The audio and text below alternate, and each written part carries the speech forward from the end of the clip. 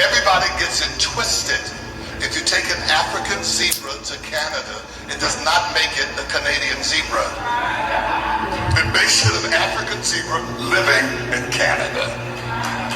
Everybody gets it twisted. It's the truth. They all get it twisted. Let me tell you something. Race is the most important thing in the world in America. It means everything. That's right. And if your skin is white, if you have the complexion for the protection for the collection, if you got that white skin, you got it going. That's why every time I see a homeless white person, I just break out crying.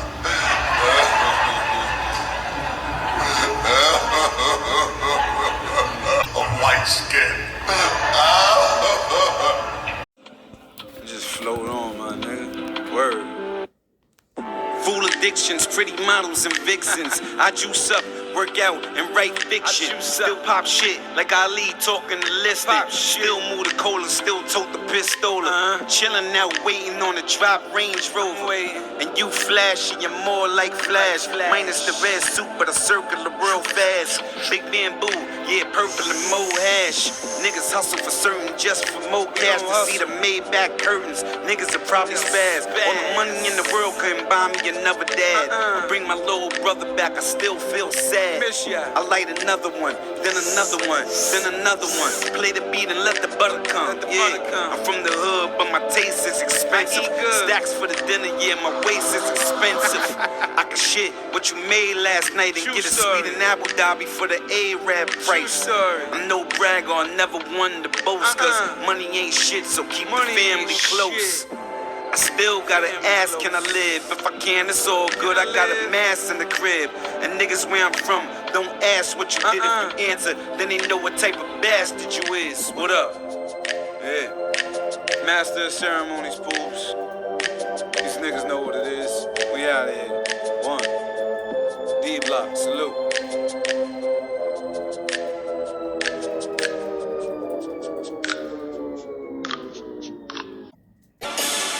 Cali, what up? SB the Ghost. Y'all niggas know what it is. Let's get it, my nigga. Yeah. Your 36 hoes leave you bleeding, fam. Word to them 36 O's in a kilogram. Blunt tip, orange like caviar. Wildin' out, fishtail and Subaru rally car. Out the passenger, letting the automatic off. For egg of that girl, I'll knock your mommy and your daddy off. Fuck around and knock the emblem on that carry off. 4 shooters bugging out, blicking at your carry doors. And did I mention guns from Red Dead? You want to put some, what's her name on her? Okay, I'm just gonna. Like a mattress in the hood. I'm flipping on it. And the money's like. Peace and blessings, everyone. This is DVJ. I hope life's treating you well. Life's treating us well. Getting close to the week. It's Memorial Day weekend coming up. So if everyone's got plans for that, enjoy that. Be safe. Enjoy the weather. Enjoy your family. Do something good for somebody. My birthday's coming up in a couple of days, so I'm looking forward to that. I'm gonna spend some time, like I was saying, eating some Mexican food and eating some French silk pie and just hanging out with, you know what I'm saying, with the family. Yeah, so I'm looking forward to that. The weather's nice out here, so it's gonna be chilling, you know what I mean? So what I was gonna do today was just go through the internet here and just see what's going on out here in the world, in the country, see who's doing what, see what the white criminals are up to. So I have found some stuff, right? Remember I was talking yesterday about the diversity, equity, and inclusion situation in the high schools and stuff like that here in Wisconsin and some of the colleges and stuff. And I wish we had some HBCUs here in Milwaukee or in Wisconsin somewhere, you know what I mean? But I had came across some more information that has to do with the diversity and equity and inclusion piece that I was talking about yesterday. So This would be pretty brief right here. I just wanted to make sure that I had added this in here today. So I don't know if people have heard, but so the U.S. House Office of Diversity and Inclusion is going to be disbanded as part of government spending bill. So it says the U.S. House Office of Diversity and Inclusion will be dissolved as part of the government spending bill that passed Friday, the office's director said in a statement. Let me see if there's any more information on here about this. There is not. Wait, hold on, I'm sorry. So it says, after 4 years, it took the whining of conservative racists for the government to abolish the Office of Diversity and Inclusion. Says Dr. Sesha Joy Moon, director of the House of Representatives Office of Diversity and Inclusion, poses outside the U.S. Capitol in Washington on September 13th, 2022. Back when, it was still alive and well. But you know what I'm saying? It's just another way of just showing you, you know what I mean? Like what they really care about. Like, why would you get rid of something like that? And then they just do it to them and then just act like it's okay. And then when people, get upset about it or talk about it, like they act like they don't know what the hell's going on. Or they always point you to someone else to go find out why. So after 246 years, it took a bloody war that claimed the lives of over 620,000 people and constitutional amendments for the government to abolish the evil institution of American chattel slavery. After 4 years, it took the whining of conservative racists for the government to abolish the Office of Diversity and Inclusion. That's crazy. Because the title of the organization, right? It clearly says, this is for black and brown people. This is for other people that want to learn about us and get involved so we can have more opportunity and, just all of that, right? And then they come and snatch and take that away, the white people. Like, so that's what I was saying. Like, look at who are the ones that are taking things away. No matter how you feel about it individually, how you personally feel about the specific situation or whatever, the fact of the matter is that it's white people doing this stuff. Why is that? Why is that? I'd really like to be provided an answer. And then I don't know if y'all heard about this. This thug judge was finally arrested for intentionally causing car accidents and doing drive-by shootings. So this judge, Brian Lavelle, decided he wanted to start shooting at people and stuff. I got some audio here, so I'm going to play it. Hold up. Started shooting. A Garfield County Associate District Judge indicted on charges related to a drive-by shooting. We've told you about Judge Brian Lovell. This incident happened in February of last year near the town of Bison. According to the indictment, Lovell allegedly fired a gun at the home of his brother-in-law. We spoke with Kenneth Marks last November. He says a vehicle stopped along the road near his home and someone started shooting. He believes he was the intended target, saying his relationship with the judge is strained at best. I had no contact with him or anything, and I haven't had for the last 10, 15 years. Well, court records show investigators recovered 5 spent shell casings in front of Kenneth's home. Lovell was arrested for reportedly firing a gun in Austin, Texas last September, too. Investigators were able to make the connection after shell casings from both shootings matched. Lovell reportedly told investigators he was at church when the shooting near Bison happened. 2 days later, after that shooting, the judge reported the gun was stolen from his vehicle. Well, now he faces felonies here in Oklahoma and in Texas for both incidents. Now this next story, this is right up my alley, because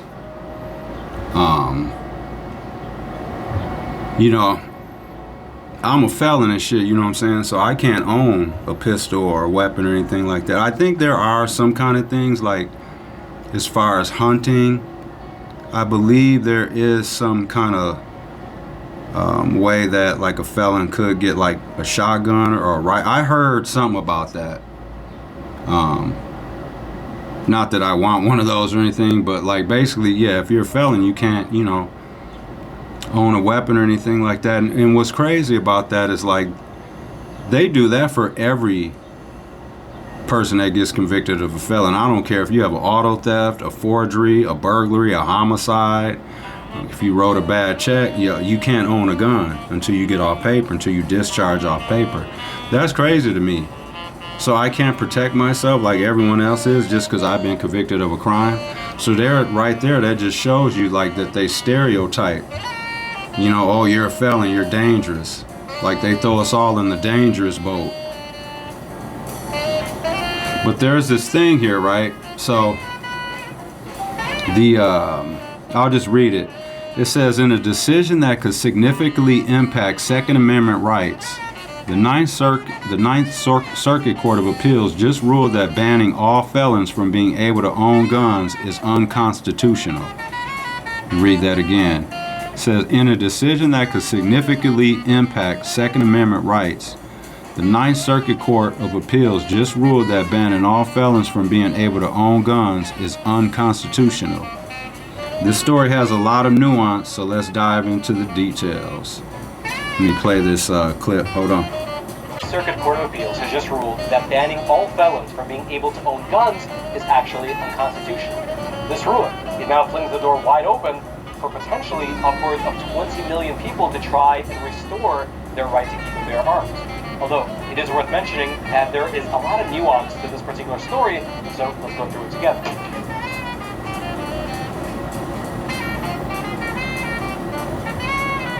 So I'm gonna see if I can find some more information on that, because the guy said let's get into the facts or whatever. Y'all heard that too, right?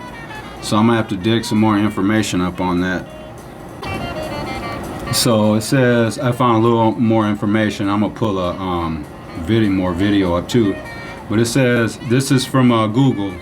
It says on May 9th, 2024. A 3-judge panel on the Ninth Circuit Court of Appeals held that the federal law prohibiting firearm ownership by a felon violated the Second Amendment. Let me say that again. On May 9, 2024, a 3-judge panel of the Ninth Circuit Court of Appeals held that the federal law prohibiting firearm ownership by a felon violated the Second Amendment, at least insofar as the statute applied to persons convicted of nonviolent felonies. The vote of the panel was 2-1. So it sounds like they want to start allowing people, at least with nonviolent, offenses, to be able to own a weapon. Like, that's crazy. Like, why can't I protect myself? Because I wrote a bad check? That means I can't protect myself if someone breaks in my house? That's crazy.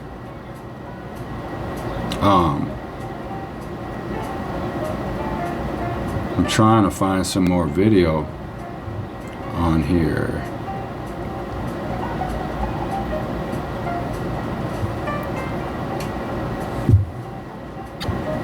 Okay, they're being real handcuffy with the video, but I'll read a little more information on this. This is out of Los Angeles. Hi, Chewy. Little Chewy's in here chilling. So it says a Ninth Circuit panel Thursday ruled that a blanket prohibition on convicted felons possessing firearms violates their Second Amendment rights, at least when it comes to nonviolent offenders who served out their sentence. In a split decision, the 3-judge panel threw out firearm possessions convictions of a Los Angeles member of a street gang who had 5 prior felony convictions and was later sentenced to 51 months in federal prison for being a felon in possession. Writing for the majority, U.S. Circuit U.S. Circuit Judge Carlos Bea, a George W. Bush appointee, said the landmark 2022 U.S. Supreme Court decision in New York State Rifle and Pistol Association, Inc. versus Bruin, that's with a B, requires that the government show that there is a historical tradition that supports a categorical prohibition on defendants such as Steve Duarte possessing a firearm. This, according to the judge, the government failed to do because there was no analogous law at the time of the founding fathers that someone like Duarte would have been deprived of their rights to bear arms. In fact, the judge said, his offenses would have been considered misdemeanors rather than felonies, or not even have existed at all in the 18th and 19th centuries. Great point. Great point.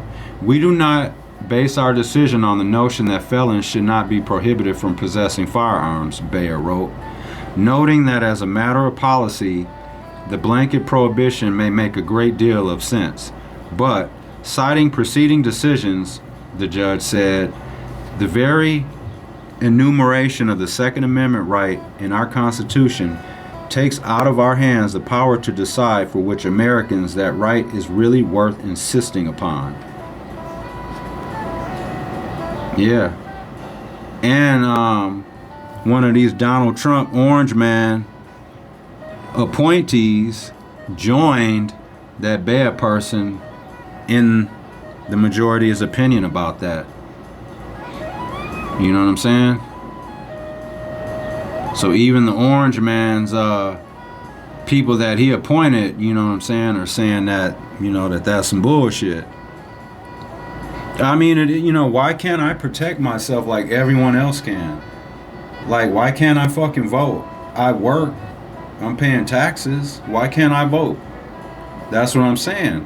I mean, I know why I can't, because the system is set up that way.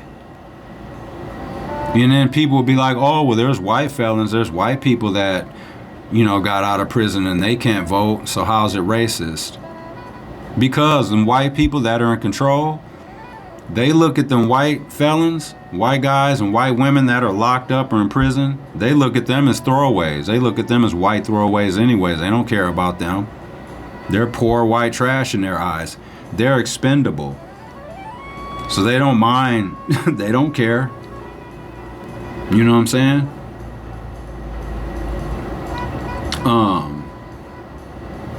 And then it just says, U.S. District Judge Milan Smith Jr., another George W. Bush appointee, dissented and said that the Supreme Court's Bruin decision didn't invalidate existing Ninth Circuit law on the issue, but in fact reiterated that the Second Amendment right belongs only to law-abiding citizens. So I'm not really quite sure what side this person's on. I don't know. It sounds like they just want a law-abiding citizen to be able to own a gun. Well, I'm a law-abiding citizen. I haven't committed a crime since 2006. My proof is in the pudding. I've been out here over 11 years, and I haven't been back to jail or prison for a damn second for anything. So I'm a law-abiding citizen. So why can't I protect myself? So it sounds like this person is kind of against it.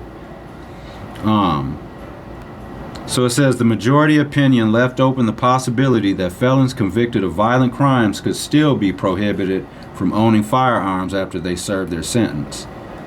In the case of felonies that in the 18th and 19th centuries were traditionally punished with death, they put with twice, forfeiture of the offender's estate, or of a life sentence, Bea said, we might venture to assume it's settled that these offenses were of a kind the founding generation thought serious enough to warrant the permanent loss of the offender's Second Amendment right.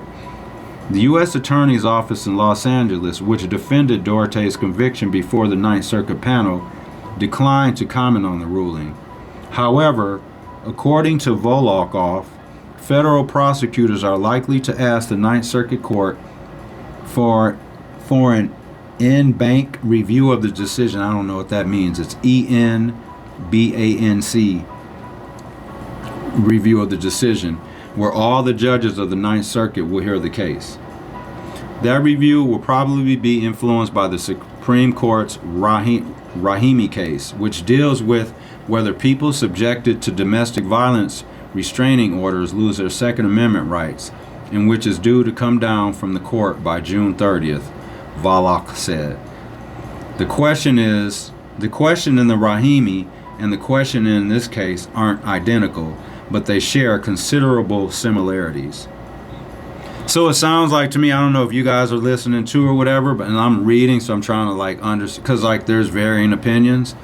So it sounds like some of the people that we're talking on here are okay with it and some people aren't. And it sounds like some people are okay with, you know, basically having people that basically have a property offense or a nonviolent offense. That's basically what a nonviolent offense is. It's, you know, it's either going to be a burglary, a forgery, you know, auto theft, you know, things like that. But my stance on it is, you know what I'm saying? I think it's fucked up that I can't protect myself and that I can't vote. But I'm working out here and I'm paying taxes though. Excuse me. I'm a law-abiding citizen. So, you know what I'm saying? That's just crazy. Yeah, but hopefully, you know, that would be nice, man. And I'm not saying that I would go out and buy a weapon. I'm saying, though, I want that right, too. I want to be able to protect myself if I feel I need to. You know? Because you're not going to be able to beat everybody up. You know what I'm saying? But we'll see how that goes. You know, that would be nice. Because here's the other thing with that, too. You know, you get felons that end up getting caught with a pistol or something in the car or whatever. That's a lot of times, too. On a side note, people would be like, man, why do people run off when they get pulled over by the police? Why don't they just stop and just pull over and just deal with the consequence? Man, you know, sometimes people would be on paper. People would be on parole and stuff, you know what I'm saying? They might have some dope in the car. They might have a pistol in the car. They might have a warrant, you know what I'm saying, or whatever. So that's why people flee sometimes. They don't want to go to jail. I ain't saying it's right or wrong, but I'm saying I jumped out a second story apartment, my second story apartment window. This was some years and years. This is the last time I had got in trouble. This is where everything had started. My PO came over looking for me. It was her. And she brought the white man with her from the absconder unit. They came knocking on my door. I was taking a nap. I was about to go to work. And they had knocked on my door. I knew who it was. I know the knock and all that stuff. And I remember I got up quietly, threw my slippers on, because I was already dressed. I was napping before I was working. I was just dozing off. I quietly got up off the couch, slid into my slippers. My window was already open, so I just sliced the screen open, climbed out there, and just scaled down from the second floor, jumped down. You know, I came out my slippers right from the fall down and stuff. I left them slippers right there and ran my ass all the way to work. That's when I was working at Butcher's Clock Steakhouse downtown, 2nd and Plankinton. I ran all the way to work, you know what I'm saying? Because I figured that they were going to at least probably hear me or whatever, leaving out or whatever, and then they'd probably end up, you know, trying to, you know, catch me and shit. So I was flying. I ran all the way to work in my work clothes. Now, I was a busser. I was bussing tables. So I had on a black shirt and I had on some black pants and black socks. So I was running all the way to work from basically, I was on Cass Street on the east side, off Cass and Knapp. That's where my apartment was. So I ran from there all the way down to 2nd and Plankinton. That's not a far ass, you know what I'm saying, for people that are familiar with Milwaukee, but still. Running, you know what I'm saying, and your side, like, clearly, like, people probably like, what the hell? But yeah, and then I got to work. I know I'm going off, but I'm just telling the story with this because it sparked a memory. And I remember getting to work there because I had got there before the bartender, because the bartender there, he would open the restaurant, he would open the restaurant up. So I remember I got there maybe a good I don't say maybe 15, 20 minutes before he did. And I was just waiting outside, you know what I'm saying? And then dude pulled up, and I remember him asking me, he was like, where are your shoes at? And I had told him that I made up some bullshit lie. I told him that I had bought a new pair of shoes at the Grand Avenue Mall, and that I had left my other ones here inside, you know, in the basement at the job. And I told him the shoes that I had bought didn't fit. You know what I'm saying? So I ended up not buying them and shit. Yeah, that was some crazy shit. But I'll never forget that. But yeah, that was the reason I had absconded. The reason I got in trouble. This was back in 2006. I was on the run from my PO because I was smoking weed, and she was threatening me with coming in. Because back then, when you used to drop, like, you would go in to see your PO, you would do your UA, and then like they would send it to the lab. You know what I'm saying? They collect it, boom, put it in the refrigerator. It'd sit in the refrigerator for a night or whatever, and then like people would come pick the piss up, take it to the lab, and you know what I'm saying? So there would be like a few day wait in between. So I knew I had been smoking weed. So she had called me and stuff and told me to come in, and I was like, oh. She was telling me, you know, because she had told me before that the next time you drop dirty, when you come in, you know, I'm gonna lock you up. So I was like, dang, you know, that's fucked up. So I never went in to see her. You know what I'm saying? I mean, in both of those scenarios are petty. It's petty that they were locking people up for smoking weed. And on the other hand, it was petty for me to just not go in and deal with it, because I made it worse. You know what I'm saying? I turned a molehill into a mountain and shit by running off and doing all of that stuff, because I ended up committing another crime while I was out on the run. You know what I'm saying? Those two go hand in hand. If you're out on the run, you know what I'm saying, and shit like that, because my family wasn't going to harbor me. My family loves the shit out of me, but, you know, my mom's an ex-cop. She wasn't about to harbor me up in her house and all that kind of stuff and do that BS. So I had to fend for myself. So, you know, I committed a crime to get money and shit. You know, I'm still paying for it now because I got all this paper. Because when I committed that crime, I was out on parole. So now I caught a new charge, but I got revoked off, you know, the parole I was on. See what I'm saying? But July 2026, I'll be off of this shit and I'll be a completely free man. Because you got to be careful out here. I don't do anything I'm not supposed to do. I don't, you know what I'm saying? Everything's on the up and up with me. You know what I'm saying? So I just don't want to fuck up. I just want to finish this shit, man. Because when you're out here on parole, people will tell you, you're always 1 foot in and 1 foot out. Because they'll lock you up for some bullshit sometimes. For breaking rules, not laws. They'll lock you up for breaking rules, not laws. Yeah, so that's crazy, but that would be nice, you know what I'm saying? Like I said, it ain't like I would go out and buy one, but like I want my rights restored. You know what I'm saying? But yeah, so we'll see what happens with that. I hadn't heard anything about that. Like I was just scrolling through my feed and I saw that. You know, but hopefully the Democrats will get on that, you know what I'm saying, and try to get some stuff done for us. But like I said, it ain't no secret. When I get off paper and I'm able to vote, I'm voting Democratic. Democratic. Yep. What's the Democratic one? The donkey or whatever? Yep, I'm voting Democratic. But I think I'm gonna get out of here for now. I'm hungry. I think I'm gonna go make me some French toast. Get another cup of cafe. Yeah, the NBA Survivor pool is good. I'm in second, only trailing by 5.5 points. So we got another game tonight, Boston, Indiana. So I gotta do a little research on that, figure out who I'm gonna play tonight, and yeah. So everyone, I appreciate you listening. Hope you enjoy the clips and the music and the content. Yeah. And with that, I'm going to get out of here for today. And just enjoy the upcoming weekend. Stay safe out here. You know what I'm saying? If you're traveling and stuff like that for Memorial Day weekend, stay safe. Stay safe and keep your head on a swivel.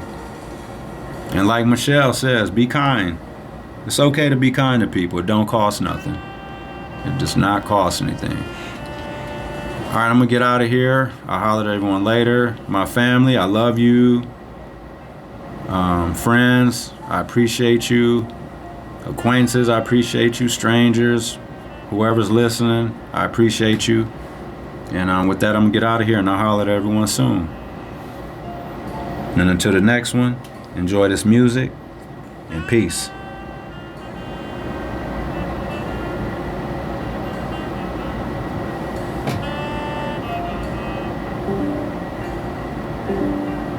Little jazz.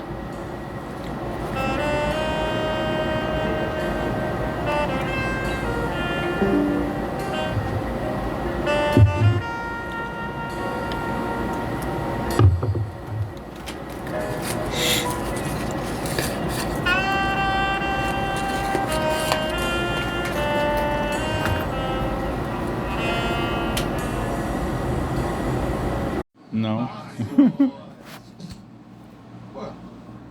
These are the best games. Right? So, you want to become a pilot? It's easy. It's just 14 years of obsession, rigorous training. Close your eyes.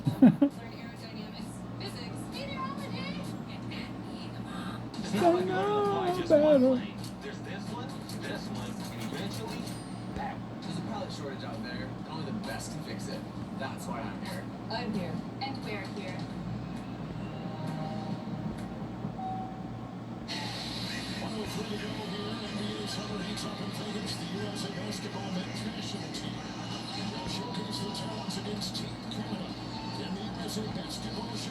All these podcasts that they say are trending, there's 100 of them. There ain't no black people on none of these. I don't think there'll be a black podcast on here that's ever trending. Ain't that fucked up? The only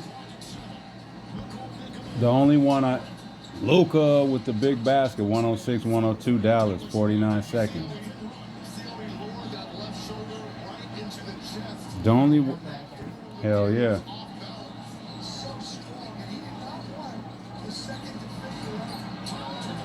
That's it. The only black podcast I see here so far is the Joe Budden podcast. He's a rapper. I've heard his name, but That's why. And that's why, because you've heard of him before. He's like on YouTube and all that. You know what I'm saying? So he's already kind of popular. is it hard to tell though because of the picture? I can see the pictures. These are all white. Like for ones that don't have their own picture. Even the ones that don't have a picture, you can tell Okay. by the title Yeah. that it's a white podcast. I'm literally going through them all. I've seen one so far, that's it. I'm on number 19, 18, 17, 16. Nope. Not one.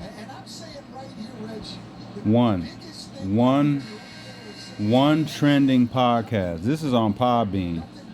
Out of the 100 trending list, there's only one black podcast on here. That's some bullshit. There you have it once again. Whites dominating spaces. That's what I'm saying. You know what I mean? And I'm saying they're doing their podcast. They're just doing. I'm saying this. Do black people not listen to podcasts? No, we listen to podcasts, but no, I'm saying there's black podcasts on here. They're just not popular. Because once again, there's mostly, when you're in a sea of whiteness, Right. that's what I'm saying. Like, and then you throw in the fact that like no one wants to, not nobody, but the majority of people that are listening to podcasts don't want to listen to black talk or black issues. They're just not like, they're not gonna find a black podcast to listen to because they can't relate to it. Yeah. Especially something like society and culture and like talking about race and all that. Does that go back to what you were saying? That like young people feel differently about race? I'm thinking it's all people. I know, I'm just saying, like the other day you were saying like the younger generation. Don't care about race as much. Right. Overall, not all. I'm saying Yeah. more than half. But just, you know, it's look like, let's see what else. Trending. Let's see. We'll go to categories. Top. Okay, editors' choices. I bet the editors are probably white.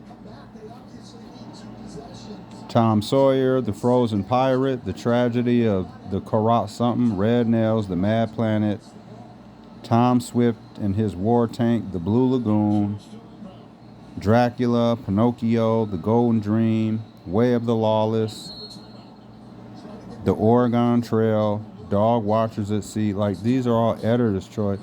So this, like, you know what I'm saying? It's just like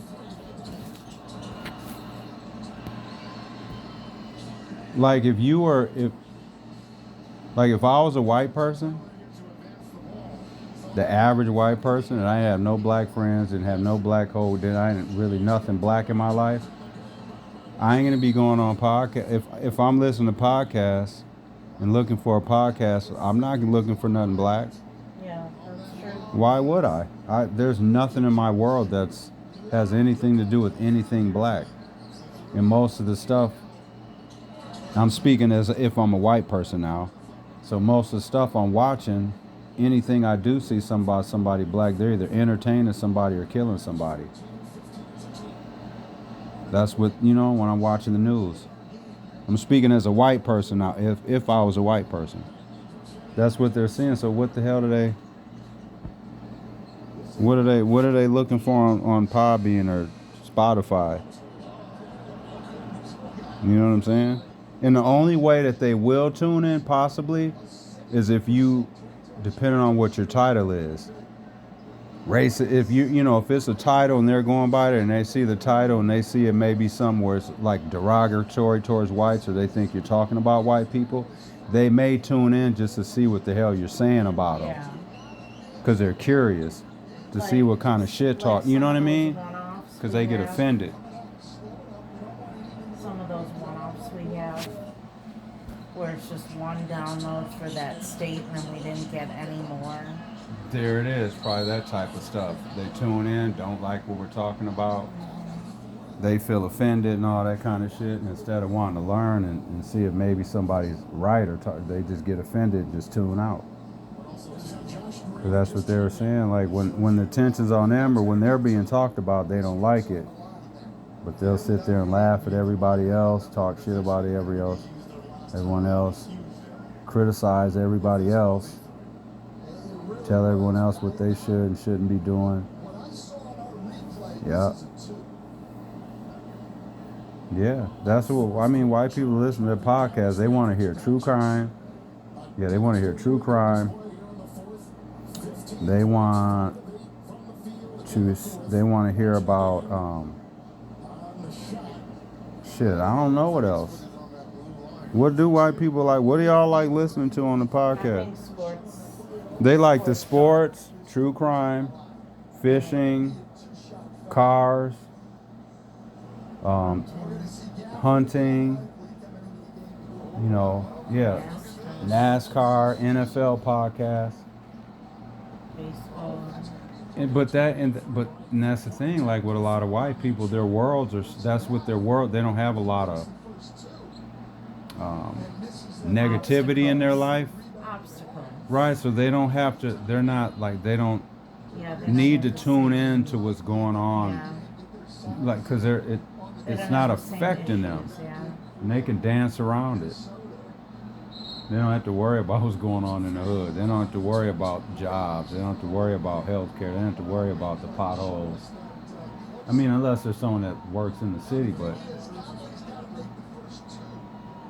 yeah, so they're just not interested. That's it.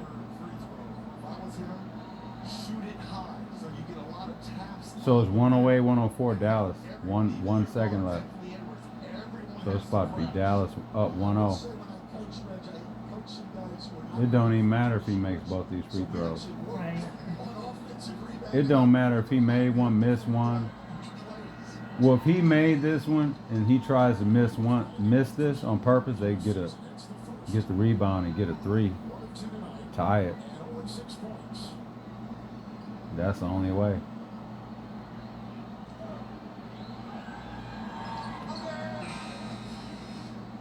Oh, yeah. Now he's got to try to miss this one again.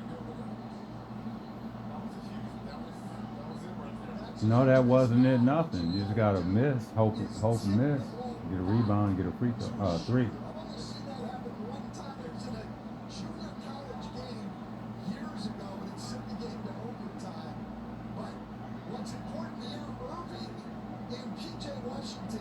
Look at all them white people in that crowd. Cheering for all them black dudes. And I guarantee, I'd say 20% of them white fans up in there are racist. But they're sitting there cheering for them and shit. Because they're being entertained. They're entertaining them. That's what I was saying. Like, sometimes I wish that's all they could. Yeah. We're He's starting to look old. Yeah. Just in his face, you know. Dallas won, 108, 105. And in between that, the twin towers of Daniel Gefford and Lively. Yeah. So ain't nobody trying to listen to nothing black. And you know what? I don't consider podcasts. If someone has like a radio show, like on the radio. like on the radio, and then they like turn their radio show like for the day into a pod, I don't consider those real podcasts. Those, it's just a rebroadcast that you just threw on Spotify. That ain't no real podcast. Yeah, yeah, I don't like that. And like that, the one podcast, the Benjamin and Carrie. I don't know. They need like an hour and a half. I listened to it today. It's pretty decent. Like they're talking about like white people and stuff and all that shit. It was pretty funny, but they need more time. They definitely need more time. Hour and a half. So does Melanie Riggs not work there at all? I don't think Mel. No, I don't even think it. She's. I mean, in reality, she's. Yeah, she. In reality, I mean, she's. Can't say that she's jobless or unemployed because she's just out of season right now for the Bucks. Right. But I'm saying, as far as the truth is she unemployed there? Because she doesn't have a show. Right. Or is it one of them things where like she's just on the roster and it's just like come through whenever type shit?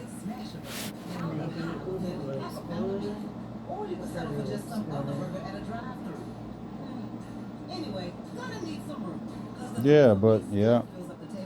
Cause just look at all these the categories. Fantastic fiction, relationships, shows for kids, movie night, pausing for mental health, holiday stress relief, parents' holiday survival guide. Even all of these things, these categories, they're going to be mostly white podcasts or people talking about these things. and they're going to be talking about it from a white perspective, with all white examples, and it's not relatable for black people. So it's like we're not. That's what I'm saying. We're not even in their mind when they're even doing their stuff. If you have some white lady, let's say she's doing a show about like fashion or makeup or any of that kind of stuff, she ain't gonna have nothing on there that a black woman's gonna be able to tune in and listen to, because that white lady ain't gonna know nothing about black hair, black make. She ain't gonna know nothing about none of that stuff, and because they ain't interested in it. That's what I'm saying.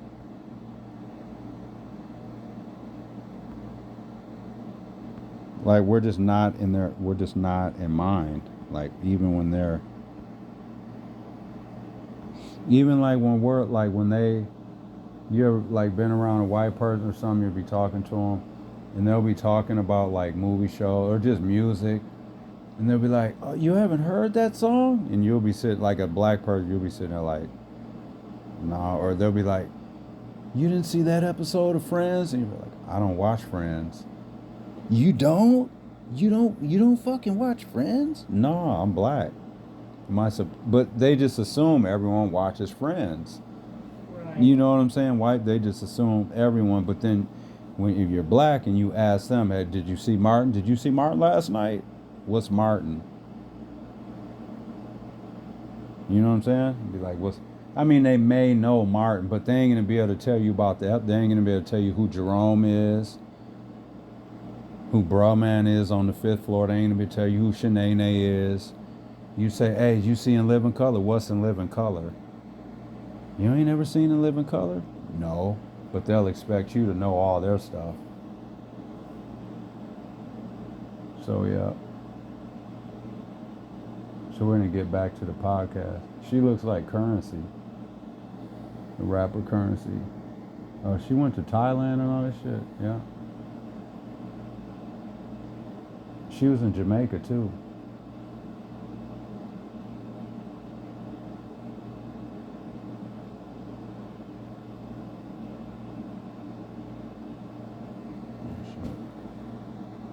So basically, the theme of the story is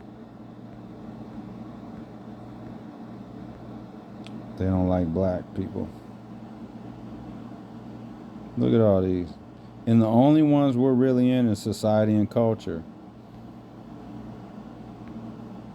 And white people ain't going to be clicking on society and culture. What for? Unless you're a poor white person that's interested in black stuff or whatever, and you kind of can relate to certain things. Other than that, what do you?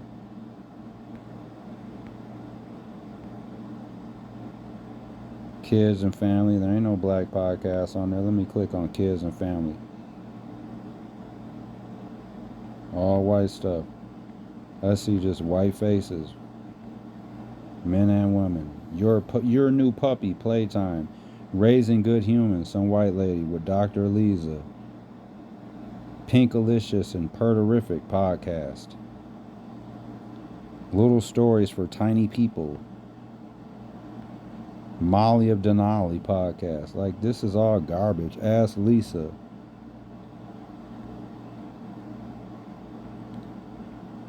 Yeah. Straight up garbage. Ain't none of these podcasts better than ours. They trash. Alright. Oh, I found a black person. Let's see. The Odd Squad. Oh, she's from PBS Kids, and she's only got, ain't nobody even listen to her. She stopped because she realized wasn't nobody listening. She's got eight downloads because wasn't nobody listening. She gave up. Now let's go to one of these other little ones. These other ones that are just like hers. They got 672 followers. The black girls only got 48. Look, just on this page, on this screen, this is kids and family section. So on this screen, there's 3, 6, 9. You can see like 12 podcasts on this screen. So the black girl, she's only got 48 followers. This other one, this white lady, she has 672. This other person, 99. This Truth Seekers, whatever, 1.3. This other one, the Holderness Family Podcast, 1.5. Some other shit called But Why, 5.1 thousand. Yeah, the black girl got the lowest amount of followers and listens. And I bet you hers is more interesting than these other ones. Yep. Alright, good night, y'all. It's sad. Yeah. That's why I'm surprised ours is doing so good. I think part of the reason, because I'm probably one of the only ones on here talking shit about people and don't care really. And I think some people like that. Because I think the black people that are on here are probably a little more tame. And then you got, like, there's people on here like there's this lady on here, her name is Gwendolyn Forte. I think she's some kind of like, this podcast will enlighten, encourage, and help people to know what they are not like. So she's all into like, so there will be, there's probably like black women that listen to that and like black men and stuff. So she found a little lame, but she probably ain't talking shit on there like I am. If I wasn't talking shit, look at this one dude, black dude, Mick Unplugged. He's got 140. Let's see how long he's been. Oh, shit. Dude's got 23 episodes. He's only got 152 downloads. That's what I'm saying. Ain't nobody listen. I bet you he ain't talking shit.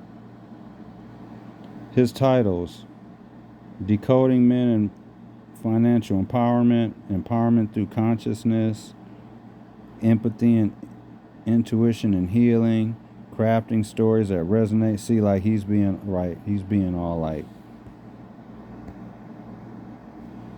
it's the thing. White people definitely don't want to hear no black man. So yeah, I don't know how we're doing so well, baby. I guess so. Alright, you guys. Nighty night. We're gonna go watch some more. What are we watching, baby? Some Nomadic. We'll watch Nomadic Introvert.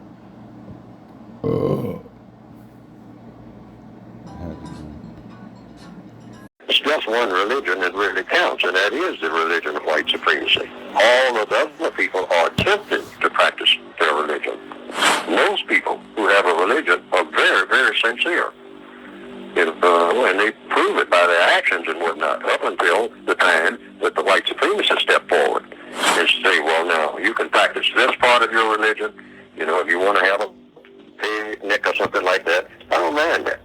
If you want to clap your hands or you want to sing and whatnot, I don't mind that. Just help yourself. That's not bad for my business. But if I want to kill people and all like that, you better not start saying, thou shalt not kill, and then start interfering with me while I'm doing my, or I will kill you. And they have proven that they will do that. And people fear that. And they let people know. Now, you have as many gods as you want.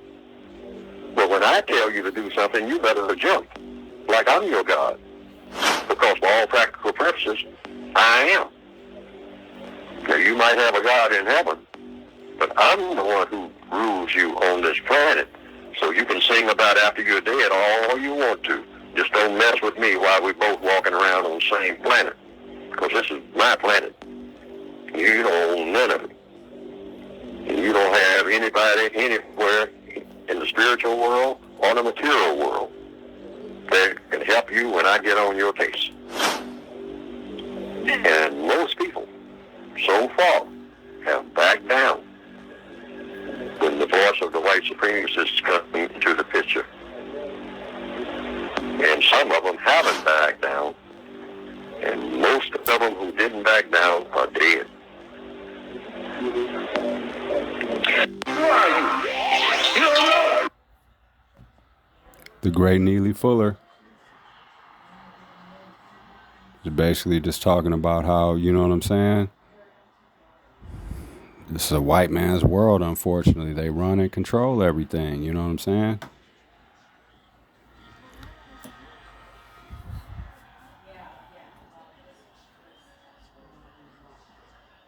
$1,500 artists just came out with new singles, so it's hard to keep track of what's going on. It's fickle. It's moving too fast. It's instant opposed. That's another thing with today's culture. And when I first got it, the meals, albums, a meal. They were prepared the way we used to have our food on top of the stove. You go back, test the sauce, you let it simmer and saute. Now they air fry the albums are air fried or yeah. To every kitchen. I chose my Spark Cash Plus card from Capital One because I earn unlimited 2% cash back on everything I buy. With no preset spending limit, my purchasing power adapts to meet my business needs, and I reinvest my 2% cash back to help grow our business with new products, like our tabletop pasta. My Spark card helps me fulfill my mission by bringing Monster to the masses. What's in your wallet? Crazy white man driving out there. I don't understand why they gotta do them cars like that. It's just one religion that really counts, and that is the religion of white supremacy. All of the other people are tempted to practice their religion. Most people who have a religion are very, very sincere. And they prove it by their actions and whatnot, up until the time that the white supremacists step forward and say, well, now, you can practice this part of your religion, if you want to have a picnic or something like that, I don't mind that. If you want to clap your hands or you want to sing and whatnot, I don't mind that. Just help yourself. That's not bad for my business. But if I want to kill people and all like that, you better not start saying, thou shalt not kill, and then start interfering with me while I'm doing my, or I will kill you. And they have proven that they will do that. And people fear that. And they let people know. Now, you can have as many gods as you want. But when I tell you to do something, you better jump. Like I'm your God. Because for all practical purposes, I am. Now, you might have a God in heaven, but I'm the one who rules you on this planet. So you can sing about after you're dead all you want to. Just don't mess with me while we're both walking around on the same planet. Because this is my planet. You don't own none of it. And you don't have anybody anywhere in the spiritual world or the material world that can help you when I get on your case. And most people, so far, have backed down when the voice of the white supremacists comes into the picture. And some of them haven't backed down, and most of them who didn't back down are dead. Who are you? You're The great Neely Fuller is basically just talking about how, you know what I'm saying? This is a white man's world, unfortunately. They run and control everything, you know what I'm saying?